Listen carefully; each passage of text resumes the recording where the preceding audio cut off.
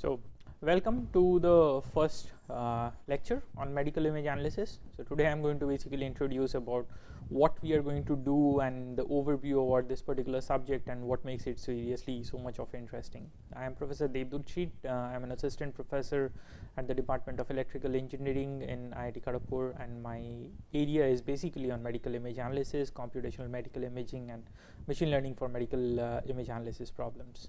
So, as I say that this is a particular piece of career advice, and it's a sort of, I say, a great piece of career advice for ECS graduates who are interested in computer vision and machine vision problems.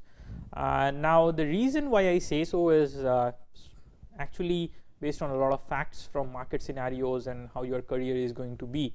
Now, if we typically look into it, then by the time of 2020, which is approximately a time when most of you guys are going to graduate out of your educational careers who are taking this course now, or would be sort of in your 1 or 2 years into your career over there. So, around in that time, this whole of machine vision market would be worth at about $9.5 billion, and out of this, typically $3.5 billion, which is 37% of the total share, would be what will be taken down by medical image analysis itself. And now, if you look at this particular market share, it's not so small chunk in any way, and majority of this, whatever is being taken down, this will be across a lot of different sectors. So, it will not be just focused on, say, hospitals or private healthcare centers or any particular modality, which is either an X-ray or ultrasound. You will actually have a quite spread across all particular modalities wherever it can go, and this is the way how the world is progressing today, that you have medical image analysis impacting possibly each and everything to do about with medicine. And the major areas where it would work out in terms of modalities would be on X-rays, ultrasound, CTs, magnetic resonance, and nuclear imaging as well. On the clinical indicators, which basically say about the different business verticals where medical image analysis goes into play, or where actual medical use is going on for them. So, they include radiology, cardiology, oncology, obstetrics and gynecology, and mammography as well. So, you will be finding out that different clinical venues and different clinical avenues open up for an expertise in medical image analysis. And from there, your end users are not necessarily only doctors at hospitals. They would also be including diagnostic centers, which are not necessarily at hospitals. They can be multi-speciality clinics or tertiary diagnostic centers, and a lot of research centers. So, this will include pharmaceutical industries, research labs in terms of medical imaging devices, research labs in terms of drug trials, research labs in terms of evaluating quality of healthcare. So, all of them will be takers of medical image analysis on the longer run, and that's where this whole $3.5 billion of industry is going to be catered on through. Now, looking at medical image analysis, this has sort of a very holistic look. So, it's not just one single field on which you are going to work on. You have 4 different quadrants, as I say, and most of us in the community actually put it up in that way. So, it does include for you to learn a distinct amount of theory and the practices of medical imaging. So, that's not necessarily that you would just be studying about the instrumentation, or that agnostic to instrumentation you would just be studying about how the clinical use is and how you make a clinical use out of certain modalities, but it's a holistic coverage. So, as we go down the lectures, you will be introduced onto the physics and instrumentation of a particular modality, and from there we would be moving on to tissue energy interactions, which will make you understand as to how the physics part gets converted onto signals, and from where your signal processing would be starting down, from there signal processing to image formation, and from image formation onto the whole of algorithms and everything you are going to start for understanding medical image analysis as a whole. Now, over here, if you look into modalities, you would be having CT, MR, ultrasound, microscopy, optical coherence tomography.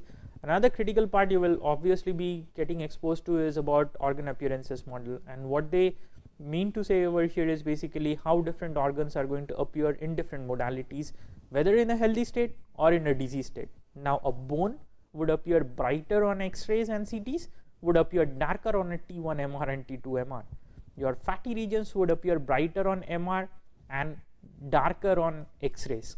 your fatty regions would again appear brighter on an ultrasound as well, whereas a water filled region which would appear brighter on MR would appear darker on ultrasound. Now different organs under different modalities will have different sort of ways in which they are viewed. So this is also what we need to keep in mind, and you would be getting exposed to them eventually. And for you to make a very good career in medical image analysis, you will also have to sort of go out of the way beyond these lectures as well and read more about them and interact with more radiologists in order to understand how these appearance models keeps on changing. And the better you know about these appearance model, the better it becomes for everybody to go through the whole field of medical image analysis. So from there, the second sector is to understand physics part of it, which is really important. I mean, why water would appear darker in ultrasound and brighter in MR, whereas fat would appear brighter in ultrasound and brighter in MR, is where you need to understand tissue energy interactions together.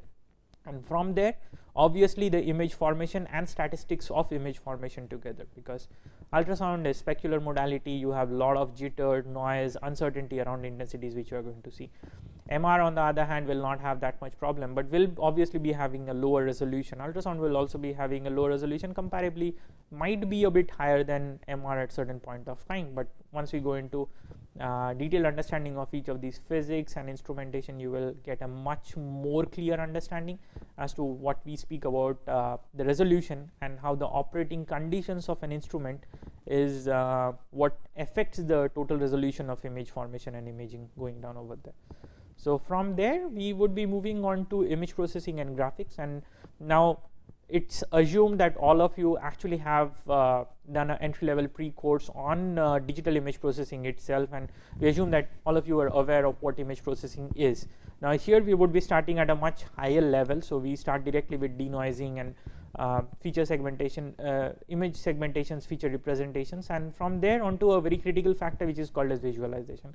Now although graphics is not a prerequisite for doing this particular course, but knowledge of graphics is really important, and even if you are not aware of that, so what we will be doing is, as we go down eventually through the courses and we get to know different software tools of how to use them for image analysis as well as visualization and graphics, I will be telling you about much more details about how to get them into much faster deployment mode. So graphics is obviously another important part which you will be making use when doing medical image analysis.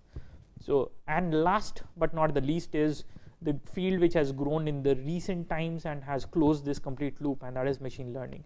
So that would include prediction models and very simple example based learning problems, and from there in the advanced weeks we would be doing stuff on complex reasoning. So there would be bunch of classifiers or group of classifiers, bag of classifiers. From there we will be getting into deep learning, which is the buzzword coming down as of now, and has taken the community by really a big way in how it's solving problems which were pertinently remaining unsolved for a longer period of time.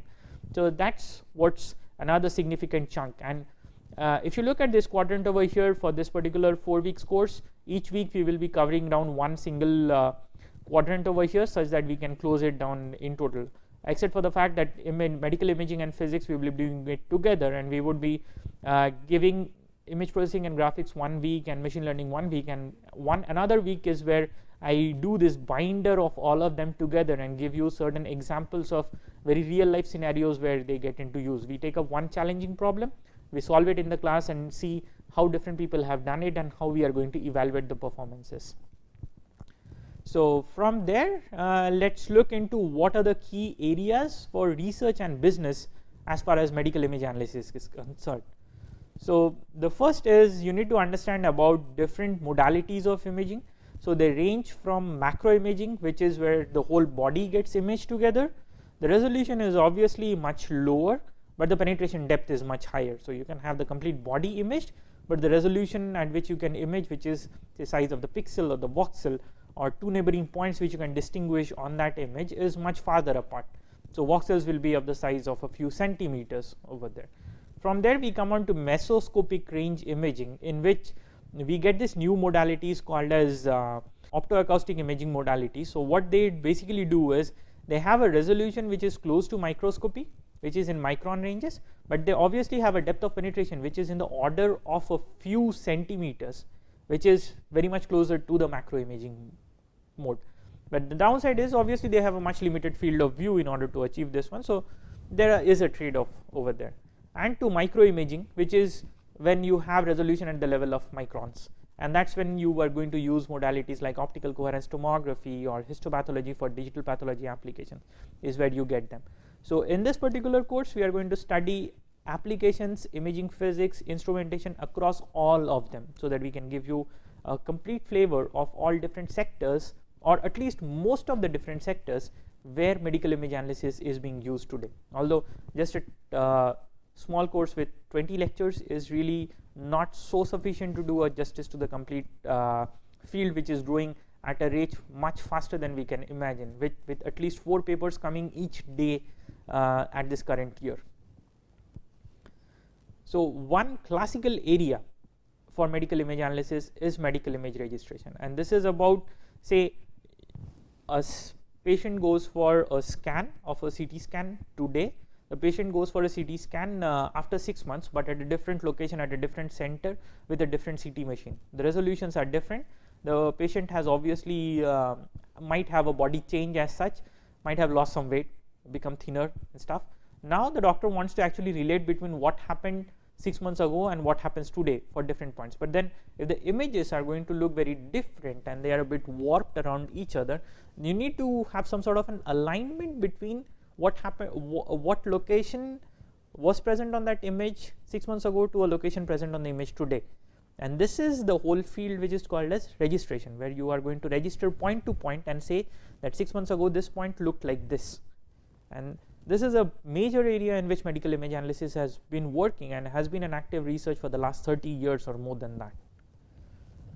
From there, another interesting area is actually organ localization, and this is where on whole complete images you need to find out organs itself, and these are where algorithms actually make a way of making it much more easier for the life of a clinician, rather than wasting a lot of time for them to search out over volume spaces. And as you know that although we are imaging in 3D, but say your computer screens or X-ray films on which they are looking at, they are inherently 2D, they cannot see at 3D.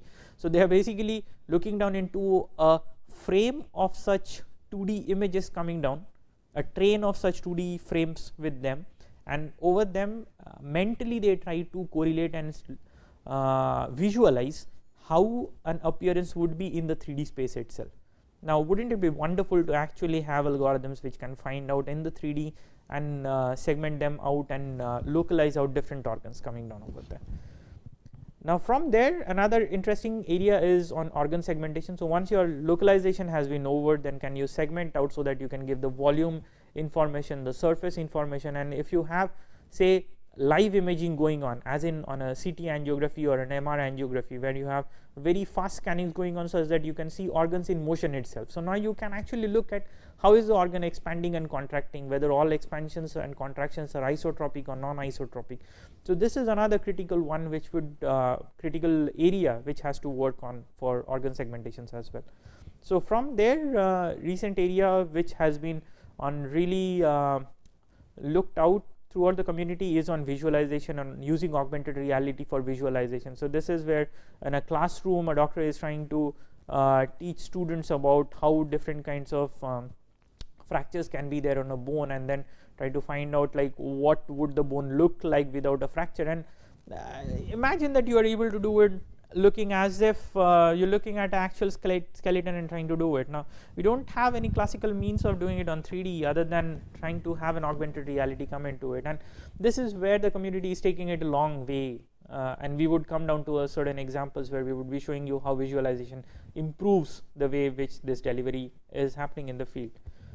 Now from there to virtual anatomy, and this is basically the field where, say, you have a complete MR scan or a CT scan of your body done, and now your whole anatomy, which is every organ, every single tissue, every single bone, is digitized over there, segmented, digitized in a digital model. So your body is equivalent to a CAD model which you can carry along with them. So now if a doctor wants to find out internal injuries or certain lesions or certain diseases within your body, they don't need to scan through every single X-ray reports over there, which is much more tedious, but actually can look into your whole body and Imagine this to be something like this. On CAD models, as engineers, you would have always laid down different transparency levels when you are looking into them, and then you can see down different objects coming in and out. Now, the same way, if a doctor can do it with your body, wouldn't that be wonderful for the diagnostics part over there? So we will be touching down upon virtual anatomy and how we create those as well.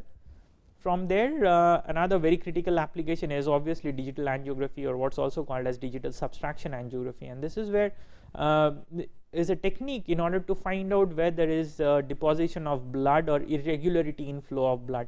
It has immense applications from cardiology to neurology, which are two major takers over there, and has been on an active area of research for the more than 30 years as of now.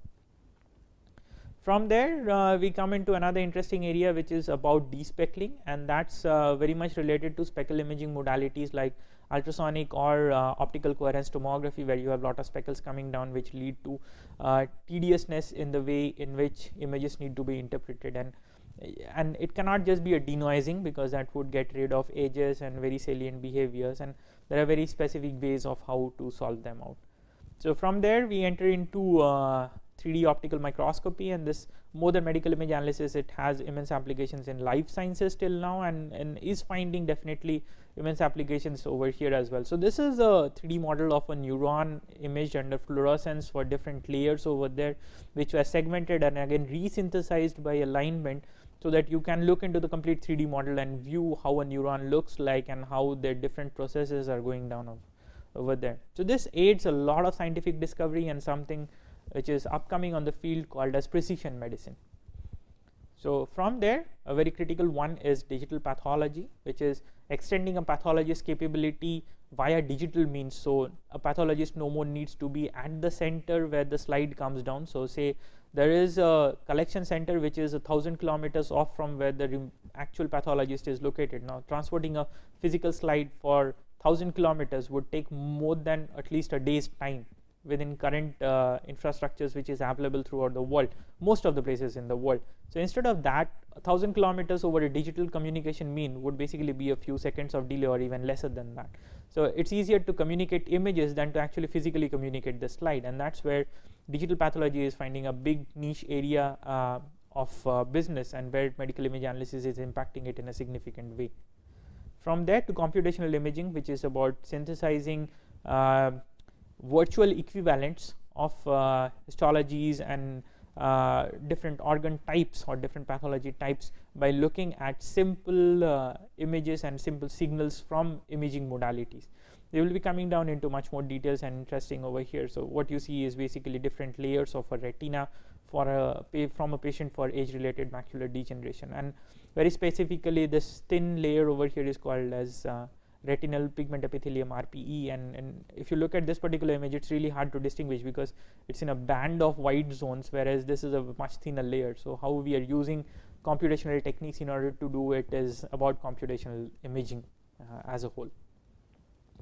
Now at the end of it, you have a lot of fancy algorithms, but the question does come as to where are you going to use them, and the main use is actually in operating rooms of the future. And when I say future, it's not so far away future as such, because in 2015 we had done a small cover article for IEEE Pulse, on which this is a view from one of the hospitals in Japan, where they are already using medical image analysis during treatment planning and during the surgical process going down in operating rooms. So the way this has changed is the decision process, what surgeons need to take, what physicians would be taking down for diagnosing people, has been revolutionized in a very significant way, and that's how medical image analysis is going to impact significantly of how our well-being and our treatment is on the future. So it's basically a field which is going to impact you possibly the most, because humans are the biggest benefactors who will be for medical image analysis in the future.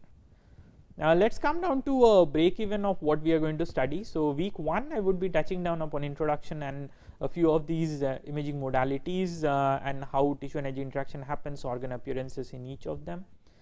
To week 2 we would be doing a bit of advanced topics on image processing, including textures. Some of you might have done some courses on textures for image processing as well, but there would be a bit more of regular texture descriptors which we use in perspective of medical image analysis.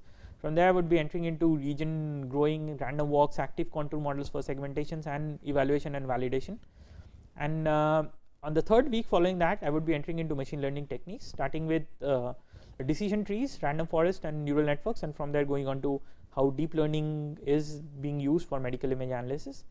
From there till week 4, we would be touching upon 5 very specific case application area scenarios in which we do retinal vessel segmentation, then CT, lung CT vessel segmentation. So although both of them are vessel segmentation problems, but here it's on retinas and the images are RGB full color images, whereas in the second case it's on the lung, which is a different organ, and it's on CT, which is a grayscale image. So the way of modalities and everything is different, although the organs are maybe similar type of structures which we are looking at.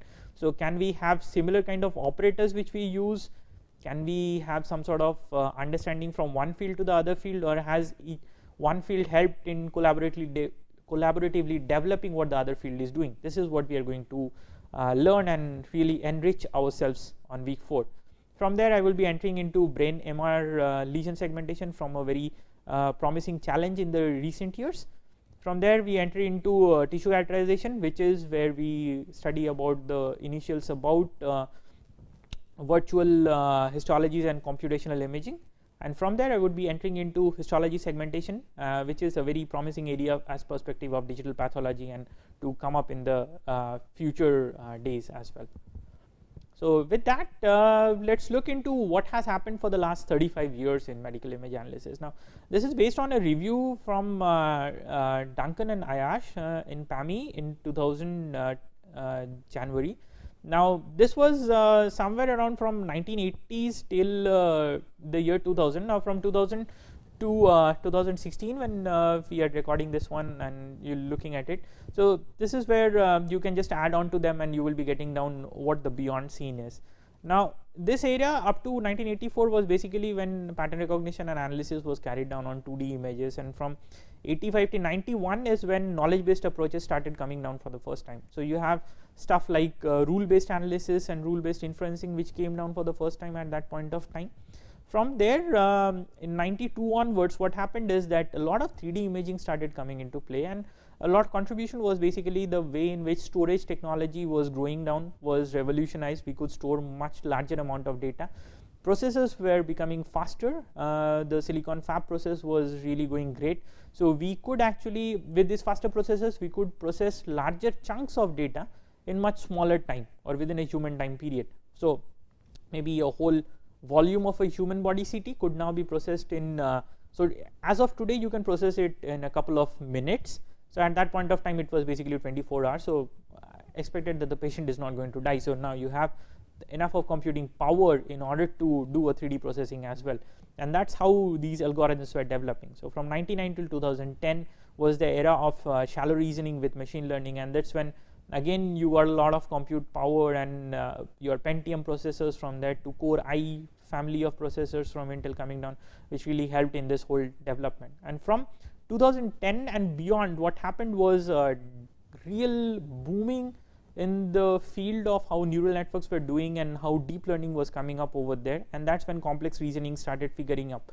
So a lot of approaches which happened and a lot of development in this phase did play a lot of precursor, but then again all of these knowledge which was being learned in this phase was just phased out in one single day because of this complex reasoning and hierarchical learning which came around this period. So eventually when we go to those lectures I will come to them, but then only one word of caution is that if you can solve it in a simpler way, please don't go to this complex way. That's a word of caution which I generally exercise and request everybody, because the computational overhead for training and testing is much higher with these complex methods. So until the problem is really something which is worth solving in a complex way, generally try to solve it in a much simpler way, and the simpler model is always the better one as per Occam's razor, which most of us know about. Now let's look into what challenges are there in 2017 for medical image analysis. And if you look gradually through them, so one of this famous one is the Camillon 2017 challenge, which is automated detection and classification of breast cancer metastasis. Now this is upcoming for ESB, which is one of the major conferences. We have it listed down the line as well. The next one is about prostate lesion segmentation. Then you have the very famous multiple sclerosis segmentation from BrainMR. We will be solving it as one of our exercise problems later on in the last week.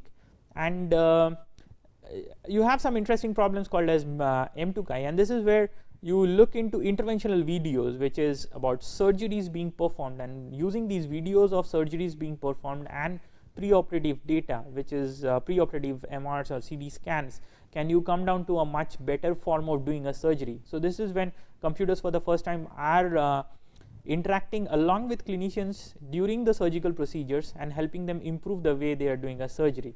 From there to you actually have some places, say on Kaggle was this ultrasound nerve segmentation challenge, where you could actually win about $100K as well.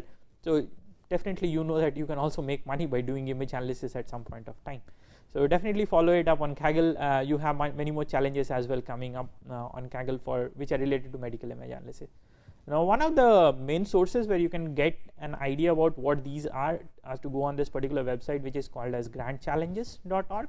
And over here, so the day when we are recording this lecture, we just had 2 of the challenges for 2017 come down, but down the list if you look on, so you would be having many more challenges. So all the earlier challenges from 2016, 15, 13 are listed over there, and you can the whole data is available online and you can download and use it free of cost.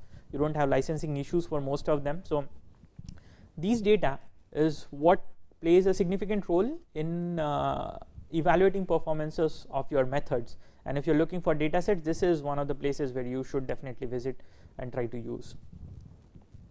Now I mean, assuming obviously since you are sitting down for a med-IA class, you are definitely a career aspirant for medical image analysis, and the first thing which I would say is find a research challenge, which is most important. And Grand Challenges in biomedical image analysis, this particular website is the place where you can find out one research problem.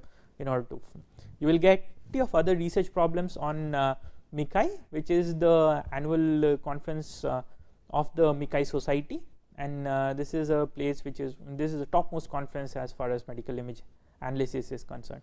Another top line conference is obviously at ESB, so definitely find out certain problems and more papers and areas to work on at ESB.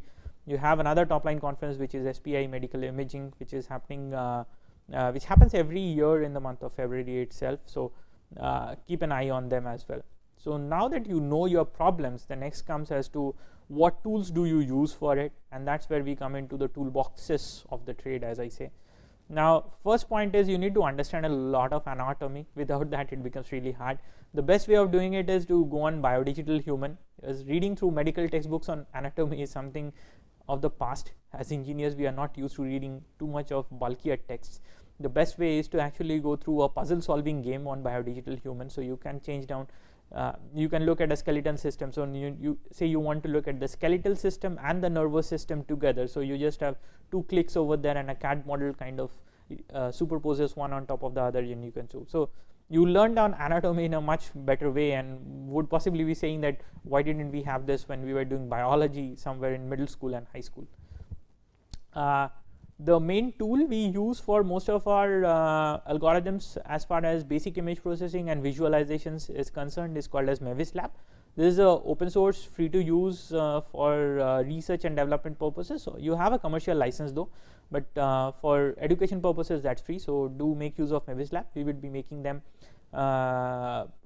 we will be using them for a few of our tutorials as well, which we will be covering.